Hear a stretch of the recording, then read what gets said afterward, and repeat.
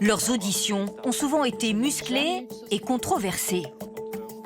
Après 6 mois de travaux, le rapport de la commission d'enquête sur l'audiovisuel public est disponible. 550 pages et 69 recommandations pour une cure d'austérité.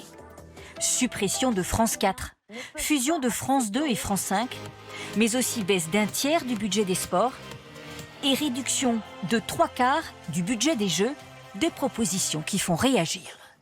Je pense que la promotion du sport, c'est assez essentiel. Est-ce que vous pensez qu'il faut diminuer le nombre de jeux? Non, c'est bien, moi je trouve que c'est bien. Au contraire, il y en a beaucoup qui s'intéressent.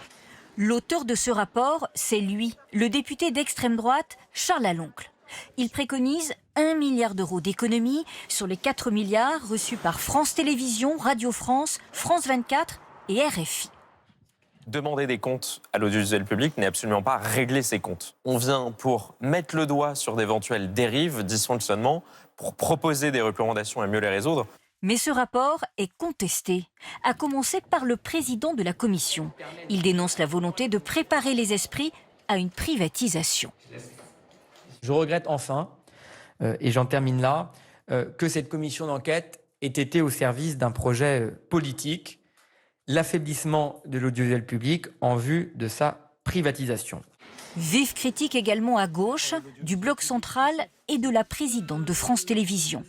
Mais tout ça pour en arriver là, dit Delphine Ernotte, à un texte qui prétend renforcer l'audiovisuel public en proposant son affaiblissement historique. Charles Laloncle compte lui déposer une proposition de loi qui reprendrait certaines de ses recommandations.